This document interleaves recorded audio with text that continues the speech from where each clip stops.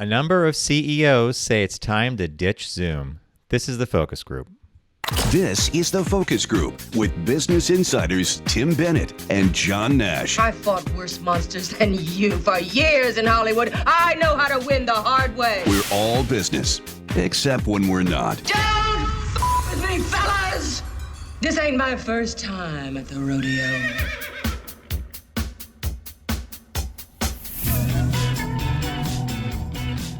Welcome to the Focus Group. John Nash here with my good friend and co-host, Mr. Tim Bennett. FocusGroupRadio.com is our website, and you can go there to find out all about Tim and I, and of course, all our media, and that includes TFG Unbuttoned, our Tuesday podcast, 20 minutes long. Please subscribe to it. I think you'll like it, and then you could rate it along with this show, which is called The Focus Group, available to you on Wednesdays live, 1 to 2 p.m. Eastern Standard Time on YouTube or Facebook, and of course, again, available all the time at FocusGroupRadio.com. I heard you chuckle, as I did, as I always do, to Faye Dunaway portraying Joan Crawford in the movie Mommy Dearest, letting the Pepsi board know who's boss. I laughed this time because I heard a little gurgle in her voice. I was like, like a tiger. I thought was funny. Not my first time. Al and I built this company to what is this day? It's the mine and my alone. The board did not understand the depths of your feelings, Mrs. Crawford. It's a great scene. It's a really great scene. So welcome to another week in December. The year is winding down quickly. I think that all of us are going to be very happy to see the backside of 2020. Yes. Just psychologically, that is. But, you know, there's still the holidays coming up, and there's still some shopping to be done. And we spoke on our show on Tuesday on Unbuttoned about some of the joys of Christmas decorations and then the light displays that we see in our neighborhoods. I actually think that those people who do all the light displays need to get awards of some sort, especially the big ones, the ones that do like fences and the blow-up things. So do you have any of the blow-up ones in your neighborhood? Oh, yes. There's on the way out, so there's lots of them in Pennsylvania, but there's some places in Delaware which you would understand very rural, where there's one yard, I think we counted 28 blow-up things, huge, all line the whole street on Route 1. And I laugh. I wanted to get one as a joke for friends, but they're a little too much money for a joke. They are not cheap. You are right about that. And I saw one on a bike ride about 2 weeks ago upstate. And I don't know if you ever saw the movie Tim Burton's The Nightmare Before Christmas. Yeah. So Jack Skellington plays Santa. Well, they had a blow up of Jack Skellington and that little dog, the little skeleton dog that he carried that pals around with him. I busted out laughing because I'd never seen something like that before, but I thought, I bet you that was not a cheap one. Like, something tells me these are over $100. Am I wrong? Oh, easy. Yeah. No, they're in cases thousands. There's one that's a snow globe that's in the neighborhood that I love because it actually has like a fan in it. It looks like there's snow coming down from like a snow globe in this thing, and it's lit. It's beautiful, actually. But yeah, you can really go overboard. I saw the best Christmas decoration. It was online, and I posted it a year ago. I'll probably post it again to our site, which is Focus Group Radio on Facebook. But I thought it was the most brilliant Christmas display. So someone took a string of lights, and they only tacked up probably 3 feet of lights at one end of the house, and then they hung. And at the bottom or standing in the yard, and like a cutout of wood with a sack, was the Grinch. So someone kind of invented that. So they had cutout, taking the lights down. So they only have maybe 4 feet of lights at the very end of the house, and then they go down to the ground. They're lit, and the Grinch is there with a bag. And I thought, perfect. That's a pretty good display. Yeah, that is super, super inventive. Now, given that we're in the grips of the event, has there been conversations with your nieces and your mom? I haven't had one yet with my family about gift giving. I'm guessing it's sort of off the table this year. It's very much on the table at the Bennett household. It's on the table. Much to the chagrin of my niece, and then I've got her fiance with me on board. But I could sense my mom's. Our moms love Christmas, so the compromise was that we were doing this Secret Santa. So everybody took a name and put a dollar value on it, which I again thought was too high. But put a dollar value on the gift, and then so you're only buying one gift rather than buying X amount of gifts. So I could deal with that. So we all pulled a name out of a hat, and then one person will get a gift. Which reminded me, I was telling everybody, our good friend Mariette Greensboro, God bless her, no longer with us, but her family 9 kids, and the mother, they're trying to figure out Christmas, and they could never. Mary said they never did Christmas right her whole life. It's always a disaster. Well, she said one year her mother got them all, sponsored a kid in Africa. Yeah, Merry Christmas. So that's like she's buying a cow somewhere, a heifer for Other someone. kids are right? opening gifts and things. What did you get for Christmas? Some kid in a village in Ethiopia. So the one year that they decided, because the mother was so bad at Christmas, that they were going to do the Secret Santa thing. And so they were putting all the family's names in a hat, and you pull it up, and it had to be secret. Nobody could say anything. So the mother controlled the mom controlled the bag and the names and so forth. So everybody picks out the name. Nobody says anything. Christmas comes, and it's time to give the gifts. And guess what? Mother got 11 gifts. She put her name in. 11 times? 11 times. So the husband and all the kids pulled the name. And so I think that's everybody brilliant. bought a gift for the mother. It was hilarious. That's very fun. That Christmas was done. I've never heard that story before, and that's a brilliant story. And look at how many times we've run up to Christmas with the show, and I've never heard that story. That's brilliant. It's one of my favorites. I said, she did what? She wrote her name on every piece of paper, and we pulled it out. Oh, I got Mom. Okay, that'll be easy. Of course, you know my story of going to a church bazaar when I was I think 8 or 9, maybe 10. And I bought these little ceramic ornaments because we had to get gifts for everybody. And we were each given $5 or $6. So they were, and I got mad at my sisters, and I threw the bag that the ceramic ornaments were in out a window, out my bedroom window. They landed with a thud on the front path. I was forced to go down and get them. And then my mom made me glue them together and paint them and give them as gifts. And then she told my sisters that they had to be excited and happy when they opened them, even though everybody knew this was going on. This is all the drama before Christmas. You better be happy when you open that present.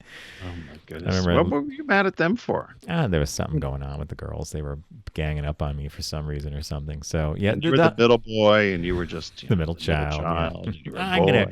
I'm gonna get my family out the window with these ceramic gifts. They were hard to glue together. It might have led me to my love of model building later on.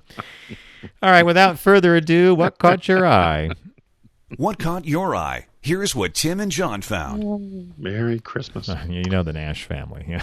The Nash family. So speaking of Christmas, I found this story, and I actually had to check it to make sure it was real. And sure enough, it showed up on a number of different outlets, fake news outlets, but it showed up. So it's real fake news, right? The real fake news. 40-foot tall leg lamp from A Christmas Story stands in Oklahoma, and all its indescribably beautiful glory. So there's a town, and I did have to look this up because the way it's spelt is not the way they say it. So it's Chickasha, spelled Chickasaw.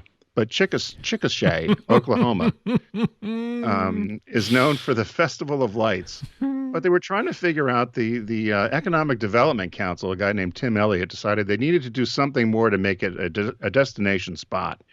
So he came up with this brainstorm. He loved the movie A Christmas Story and took his lamp. So everybody knows the famous lamp of the mannequin leg with the shade on it. Actually, I don't.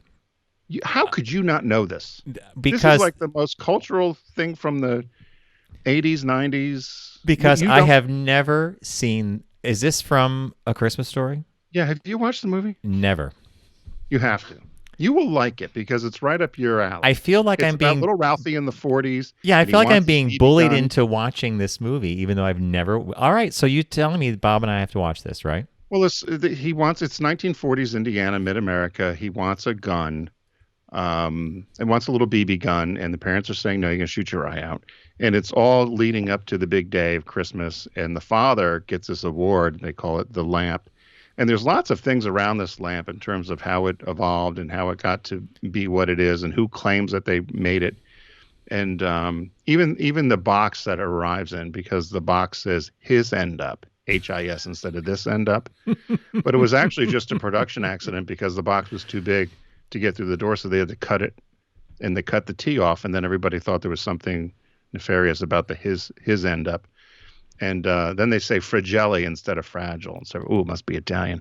So anyways, this thing exists. Someone made this light based on the ornament or based on the award that was given in the Christmas Story. So this thing looks like a blow-up thing you're showing here on the screen. Right. Well, you can buy these lamps. I want one. Richard won't let me get one. You can buy these lamps on Amazon, anywhere online. You can buy, Bed Bath and Beyond had them. A number of stores have them. A lot of guys like them. There's something kind of funny and nostalgic about it. So this town decides they're going to do this, and they're going to create all of this, additional traffic to town. And what ends up happening is this guy, Tim Elliott, says so they built this 150-foot leg. And if you're watching, you'll see a picture of it. It's blow up, but they're going to actually do an original if this gets well received, which I think it did. But unbeknownst to them, there's a man that lives in town, an Oklahoma University professor named Nolan James, who actually claimed that he made the original lamp. So they all just thought he was some crazy old man that worked in the visual arts department at Oklahoma University. But he says, in fact, he made this lamp because the school asked him to try to do something original. He had a mannequin hanging around. He made it into a lamp with 2 legs. I tried to copy the picture, and it would not let me move it over. I tried all kinds of countless ways. If you Google the original lamp, you'll see it. It doesn't look like this, but he was determined that he invented this lamp. So sure enough, he dies recently. He died in July. In his obituary, says he invented this lamp, which is now going to be in this town. So there's a museum. The long way about this is there's a museum that says that actually this woman that wrote her name is Jean Shepherd, who wrote the actual screenplay and wrote the short stories of the book where the Christmas Story came from.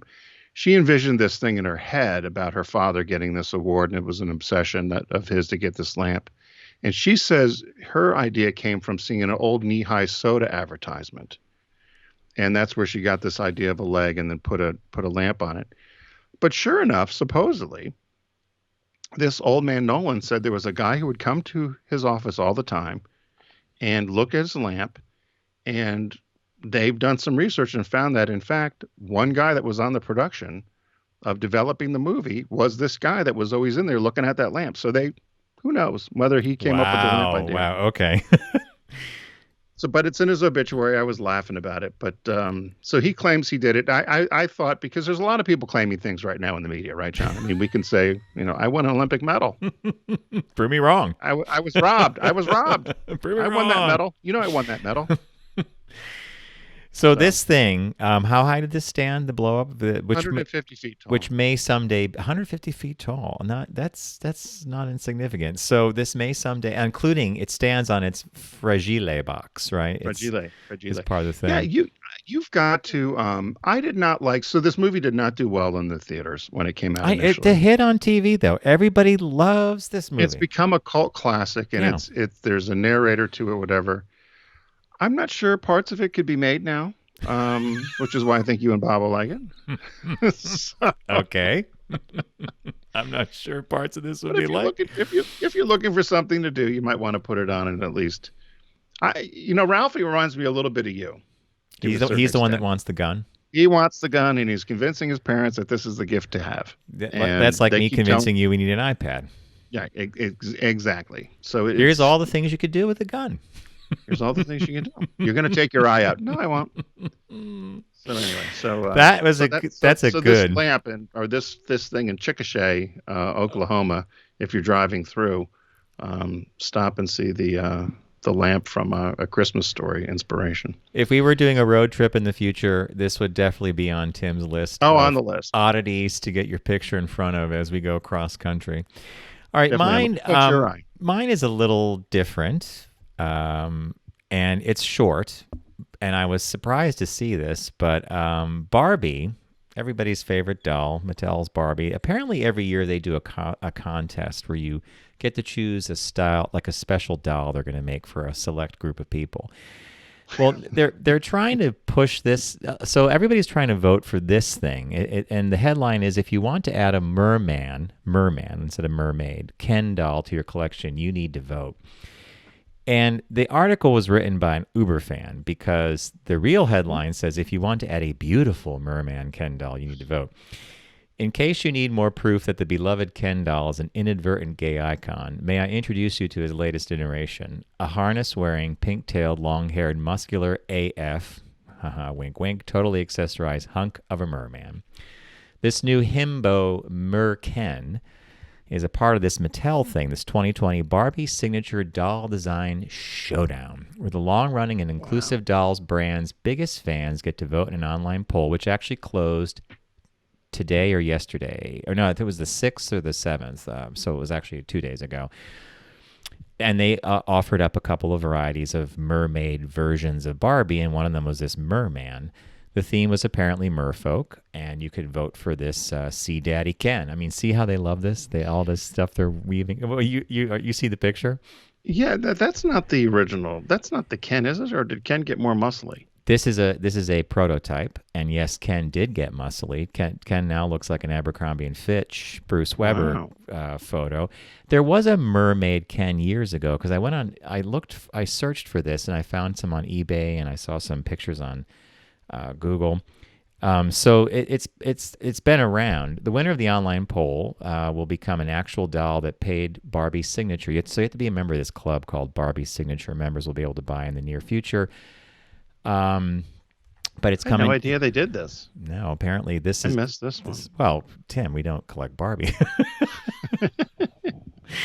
Well, and the article finishes, and it was written by a guy. While we wouldn't be mad at having a new mermaid Barbie in our lives, we're definitely rooting for Ken in this race, since the world can definitely use more pure-hearted, good-looking himbos who wear seashell harnesses, and we're not alone in thinking that.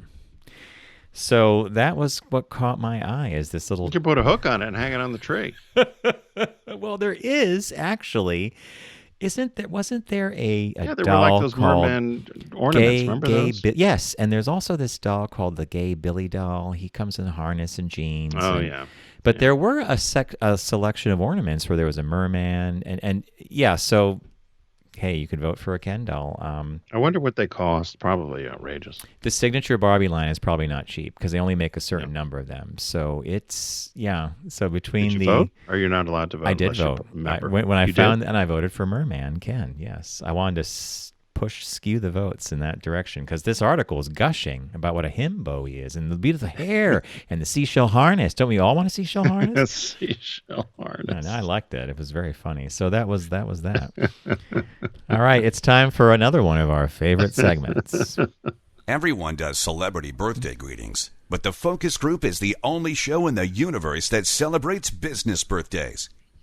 Happy birthday to Clarence Birdseye, born December 9th, 1886. He died October 7th, 1956 at 69. I was happy when this came up. Obviously, it's Birdseye, John. You know Birdseye frozen foods, right? Mm-hmm. And you know, the funny thing about Birdseye is the voice of the focus group that you just heard a moment ago saying business birthday. That's a man named Drew Birdseye.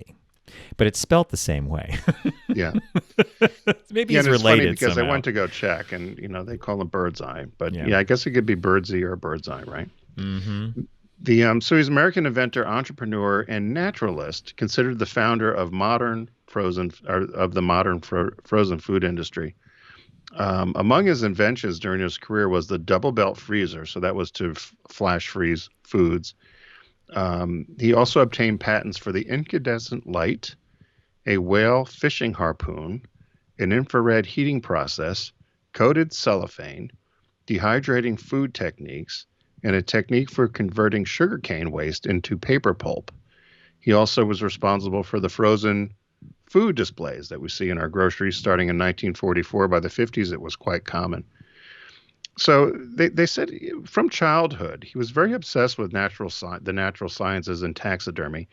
And he used to collect so many insects and bugs when he went to college at Amherst, but he dropped out. His nickname was Bugs, B-U-G-S, because he collected so much bugs. So funny, right? And it's so far away from frozen food. But anyway. So he got it. Well, you'll see how it led him to frozen food. So then he got different positions in the summer with the U.S. Department of Agriculture. So one year he was in New Mexico and Arizona, and where they did some work on predators and coyotes. Another year he did work for the Agriculture Department where he collected hundreds of small mammals and then removed their ticks. And then that research led to the breakthrough for Rocky Mountain spotted fever. And then in another one of his trips, he was sent up to Labrador and Newfoundland before they were provinces of Canada, but the provinces of Labrador and Newfoundland. And he was working up there, and that's where he became interested in food preservation and freezing, and especially fast freezing. So he was working with the Inuit people and ice fishing. And under very thick ice, they were trying to figure out how they could, how you could actually fish. And then when they would fish, it'd be 40 degrees below Celsius with the weather. And he said the fish that they caught would freeze instantly. And then they would eat it and it would thaw and it would taste well. And he said what had happened in the United States when he was growing up in New York, he said we would freeze food, but because it froze slow, the food would then get mushy. There'd be crystals that would form within the food because it was slow to freeze. And so he learned from, we used to call them Eskimos, right? But he learned from the Inuit peoples that this flash freezing, how they would, because of the temperature where they were, that it was actually a better way to keep food fresh if you flash froze it quickly rather than letting the ice crystals form, particularly in animal and vegetable cells, because then the cells would leak fluids, damage the tissue, and the food just was not very good. So that's where his whole thing about freezing food and freezing, he started with fish, and that's where the whole idea of quick freezing came from. And then how do you package it? How do you freeze it? So all of these inventions and different things that he developed led him to sell his company in 1929 for $22 million. He sold it to Goldman Sachs and the Postum Company, which became General Foods, which had kept the name of Birdseye Frozen Foods, which still exists to this day. And they kept him on for a number of years to still work and consult with him. They said the $22 million he sold it for in 1929 would equate to about $330 million today. Interesting that he sold it in 1929. So that was right at the crash, right at the beginning of the Great Depression, right? Yeah, he was doing a lot of, because what they said is he really was more interested in kind of the naturalist side of work, that this freezing thing really came out of him fishing and observing the fact that they were catching this fish, and because it froze so quick, it really was much better than what was going on currently with people trying to freeze and preserve foods. So it was just kind of one of these things that happened, and he then experimented with 18 different, they said when he stayed on with the company in the 30s, the initial product line had 26 items. There were 18 cuts of meats. Spinach and peas were the two things that they really did a lot of work on to get those done right. And then a variety of fruits and berries, and then fish, of course.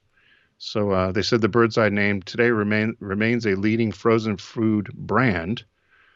He died of a heart attack at the Gramercy Hotel at age 69. He also wrote a book on wildflowers, and he was an expert at Chinese checkers. Gee, these people, some of these guys that we find for business, that you find for business birthday, are just really almost Renaissance men, right? I mean, think of all the patents, and this one thing alone has transformed a lot of our lives. And I remember once my mom expressly saying to me, "If you cannot find good-looking fresh produce, buy frozen, because it's frozen the minute it's picked." I mean, this is either that's an advertising line that's been woven into the whole thing so much that we all now are like, yeah, it's flash frozen from the field, because they did advertise that like that for a while, right? Right. But it's a known thing. They said it totally transformed grocery stores or supermarkets, and that's why, in the 40s he started putting in these frozen food display cases. But you're exactly right, as your mom said, that if you can't find something fresh, you get frozen, because generally it's probably will taste better or just as good because of the fact that this technique that he developed to flash freeze food so that it doesn't break down the molecules inside and make the food kind of mushy. Now, I've had frozen food that's tasted nasty. I think we all have. Yeah, I agree with you. Yeah. So I never know if it's just the way I prepare it or if it's just, but sometimes frozen food for me is tough. And my brand of choice when it comes to frozen vegetables or stuff like that is Birdseye. So I love when a business birthday does this, because it reminds me that I'm brand loyal to Birdseye, right? Or Birdsey, our voiceover artist, Drew, who's fantastic.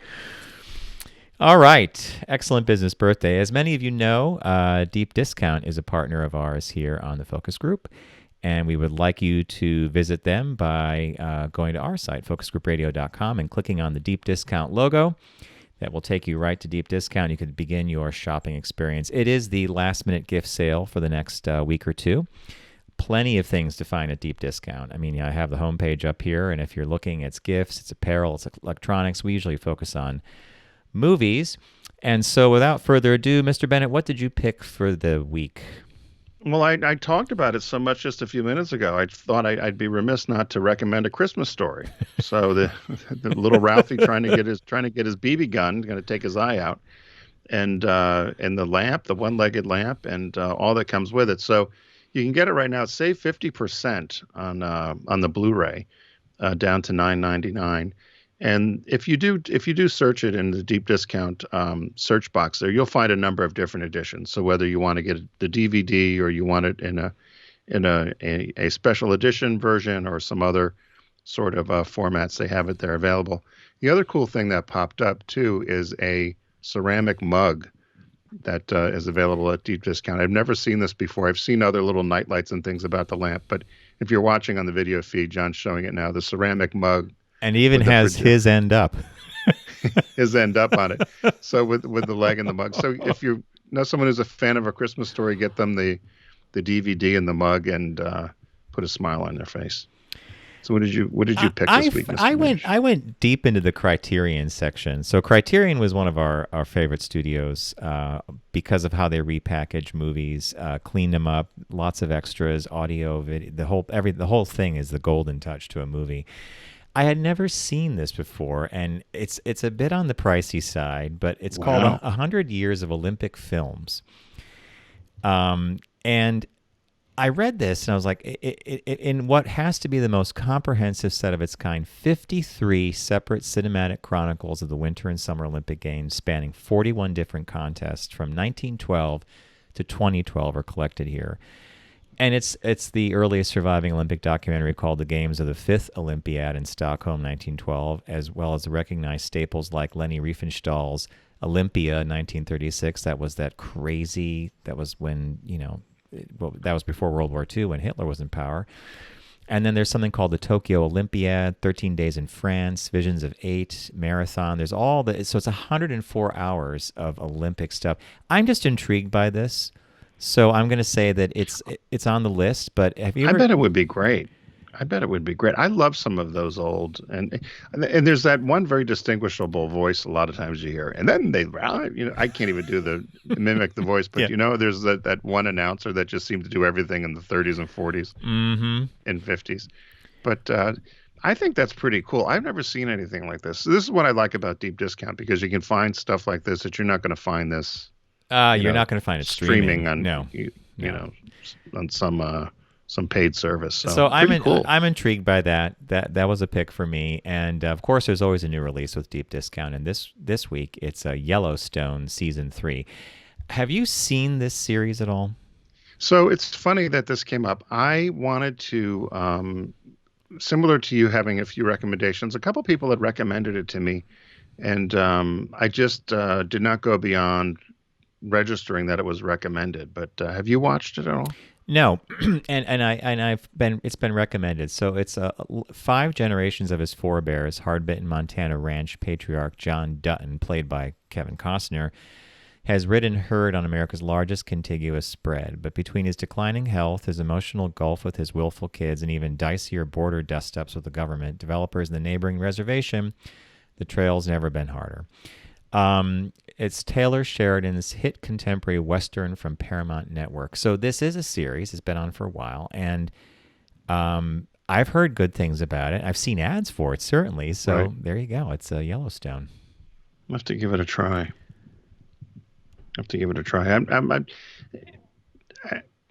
Was Yellowstone where we went, or where did we go?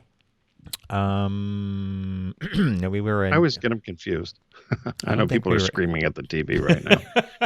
I don't think we were in... Yeah, we saw Old Faithful. We weren't at Yellowstone, though. No, okay. I always get confused of what place we went to. It was a park. What's that? It was a park. It was a national park. So take us to break, Mr. Bennett. Hey, so head over to focusgroupradio.com. Click on the deep discount logo. The new release this week is Yellowstone. and John and I will figure out where we were when we come back. I picked A Christmas Story this week, and John picked the documentary Olympic Films collection, 100 Years of Olympic Films from Criterion, which just looks fantastic. So again, thanks to our friends at Deep Discount. Be sure to go over there and start shopping away. There's still time to order stuff for the special person on your list. We're going to take a quick break, and when we come back, we're going to talk a little bit about maybe the downfall, the pitfalls of the Zoom meeting. So stay with us.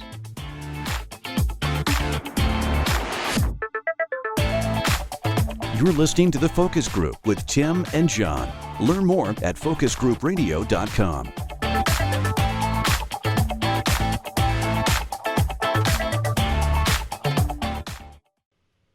Now, back to The Focus Group with Tim and John. Glamour today is nothing but a tight skirt, loose hips, and wet lips. An entertaining look at the world of business. Make it work. Make it work. Make it work.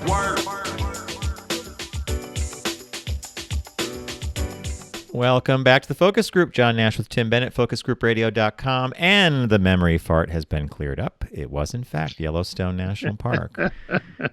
We had a whirlwind day in Yellowstone National Park. We saw Old Faithful. We actually didn't watch the geyser. We were watching all the people set up their cameras, and when it finally happened, we were like, okay. And then we took a northeastern drive out of the park, and we ended up on something called the Beartooth National Highway or something. It was one of the most scenic roads in the world. Tim was passenger, Bob was driving, I was in the back, and I was terrified because there were no cars on the road, and at one point we got up to about 10,000 feet to the top of a mountain. And there's no one up there, and there's a sign that says speed limit 75 miles an hour, right? Do you remember? Was that no guardrails? And if you went 15, you were going too fast. You were going too fast. And of all things, we let Bob drive, the worst driver of us combined. You know, my favorite part of that trip, though, that particular day, was we're going down and down and down because we're finally getting out of the mountains, and the car is constantly going downhill. And out of nowhere, Tim just says randomly, I wonder if this car has production brakes. Yeah, I know, that was a concern. And I was like, what are you talking about? And there's silence for a minute. He goes, well, some of these early production models, they just put, it's like temporary. I don't even know how you phrase it, but the implication was we're going to die. Well, because a lot of these, we were in a pre-production Volkswagen, Volkswagen All-Track, and I thought about that because we used to have to, when we would do things out in the mountains in Colorado and we would test cars, you had to check the brakes a lot because they would heat up and then they are rendered useless. And one of us probably should have been driving. I love Bob, but probably one of us should. If you bring it up with Bob, he had a great day. He was not worried about the drive at all. There was nothing to. He was just okay. You and I were petrified. Yeah, we were. Yeah, well, I rarely get scared in a car, but there are times we were going by the side of the road and you could see straight down, like it was like a big gully, and I'm like, wow, that's about the height of the Empire State Building. We'd be smashed. Would you go on that road again? In a heartbeat, but I would go on it knowing what we were on, because you had actually originally thought we would do it, but we pulled it out of the trip because it was so windy and it would take so long. It was a dumb accident that ended up being something that we won't forget for the rest of our lives. And it was really, and it was beautiful being at the top of the world while sunset. And that's the other thing that scared the crap out of us, because we're like, wait a minute, we're at the 10,000 feet high and the sun is setting. We're going to, oh boy. We don't know where we are. The phones don't work. I do remember how tasty that Manhattan was that night, though, at that hotel. We're like, ooh, bring those Manhattans. We're not having dinner. We're at liquid dinner. All right, as I teased at the beginning of the show, our shop talk today is an article on, the headline is, it's about Zoom, and it says, time to ditch those awful Zoom calls, CEOs say. In my opinion, this was a long time in coming because I think, like many people, we all thought this is the greatest thing since sliced bread. We can be connected with people during the event, and we get work done. But there is a strange emotional, intellectual deficit with Zoom, I find. I think it's very tiring. And I've read many articles that say that the reason it's so tiring is because we use all kind of cues as human beings when we're meeting with other people. And our brains have to work about, I think the stat I read was 62% harder to pick up those cues on a thing like a Zoom call. And so when you get off the Zoom, if you're tired, hey, don't blame yourself. Everybody is experiencing it. But the article is interesting because a number of highly placed CEOs are recognizing that, yes, working from home is possible, but we're losing a lot of energy by not being able to meet in person. And I think the future, it means when we go back to the workplace, there'll be flexible work schedules, and certainly people can work from home and get certain things done. But the critical stuff of brainstorming and coming up with ideas and collaborating with people seems to be better done with people, right? Yeah, and that was it was interesting because they said initially in April that they felt people were more productive and a lot more was getting done, and now they've realized that it's kind of swung the other way because they think people are now just viewing these Zoom calls as just quite transactional and almost to the point in some cases where you can do something else. The one issue is you feel like you're either on or you're off, right? So there's no creative discussion or that kind of spontaneous talk that would happen before a meeting or right after a meeting where you would have an idea. And one of the strange takeaways for me was the amount of people that said they were doing other stuff while they were supposed to be on a call, taking a shower, exercising, watching TV, cooking. And then the idiots that are going to the bathroom. Yeah. You know, take your laptop into the bathroom. There was someone who just lost her job. Some pretty high-powered woman went in there, took a dump. I read about that. With their laptop. Why would you think that was good? Anyway, so yeah, it seems to have swung the other way. Well, and they actually, said what humans need interaction, right? Yeah, to your point, early during the pandemic in April, many were touting the benefits of this Zoom-based stuff, including CEO of Morgan Stanley, James Gorman, who actually opined that, well, maybe we don't need such a big footprint in the future. We might need less office space. Now, members of the C-suite have gone full boomerang. I like that phrase. It's come back like boomerang. After finding awesome productiveness at first, they're questioning how much is really getting done. And there was an interesting stat in here about Jamie Dimon, who said he's worried about efficiency, and he's from J.P. Morgan. Especially with young employees, he told analysts that productivity had dipped, especially on Mondays and Fridays. Now, I read that and I wondered to myself, how did they figure out that productivity dipped on Mondays and Fridays? Was there something not happening, like a volume of email or something? Or you know what I mean? It's like, it was kind of odd to me that I think in-person productivity dips on Mondays and Fridays too.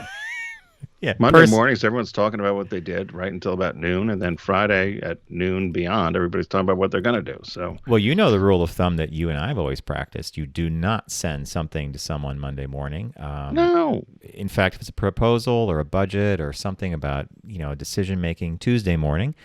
And if you don't get an answer for them by Thursday afternoon, probably have to wait till Monday or Tuesday, right? Because Fridays are kind of those like catch up on your paperwork day, right? Yeah, and you do get a lot of things sent in on Fridays just to get your week finished. The one thing I thought I put a note in the column here. There was a line where they talked about two tech giants. They talked about Amazon and Facebook, and about how they were going to offer some employees flexible options, recognizing that you can work at home, and that you could also have the option to continue to work at home anytime you'd like, or to do it permanently. And I said that I felt it needed to be one way or the other, in my opinion. I don't think you could just say to employees, well, you decide where you want to work. Because what if you don't? The way I read this, unless I read it wrong, was the employee could decide whether they're going to go in the office that day or stay home. And I think if you're looking for somebody to do something, you'd be like, oh, John's going to be in tomorrow, ask him when I see him. And then all of a sudden John says, well, I'm not going to come in today.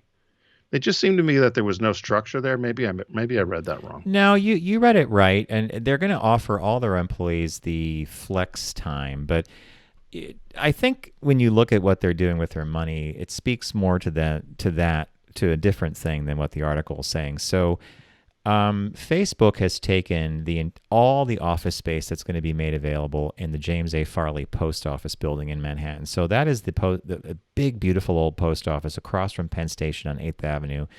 The downstairs, they've kind of renovated, and they've turned that into an Amtrak and a Jersey Transit train station.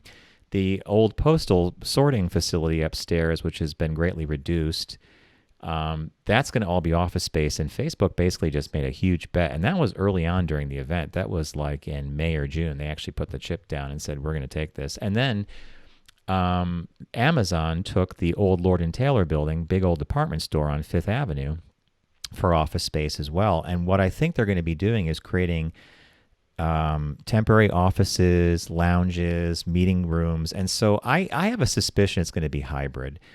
And I know many, many people who cannot wait to get back to the office for a whole host of reasons, about commuting, about downtime, about being more focused. Maybe it's like, I can see people saying, I'm going to be in Monday to Wednesday. We could schedule meetings then, but I'm working from home Thursday and Friday and stuff like that. But I do think the companies are smartly making bets that they will require office space. And I think a lot of people are going to take them up on it. I don't think everybody's going to want to work from home, right? Well, they particularly said with creative people, for brainstorming and when you have to do group projects and get ready for client meetings, that it's much easier or much more productive to be together with a group and get work done than trying to figure out how you're going to do it on the Zoom call. But you and I have said this about these Zoom calls. I think you jump on, you jump off. And there's all that other interaction that takes place at an office setting, or if you're on your way to get a bite to eat, or you go get a cup of tea or a cup of coffee, whatever, that you miss out on. So yeah, we'll see what happens. I mean, it's I guess we're going to figure out our way as we go along, right? Exactly. So, hey, thanks for joining us today. We thank you, John, for bringing us out to you each week. Now, John, you're the new boy in the booth. I'm the production guy. I'm the guy in the booth. You be the guy in the bubble. I got to get you a bubble. Maybe we'll put a little bubble mask on you. Thanks to our friends at Deep Discount. I recommended A Christmas Story. John recommended 100 Years of Olympic Films from the Criterion Collection. And the new release this week was Yellowstone, the full third season. So head over to Deep Discount and get there by going to focusgroupradio.com. You'll also find all of our media housed there, as well as more about John and I. We hope you guys all have a great week. You stay safe and mask up. See you next week.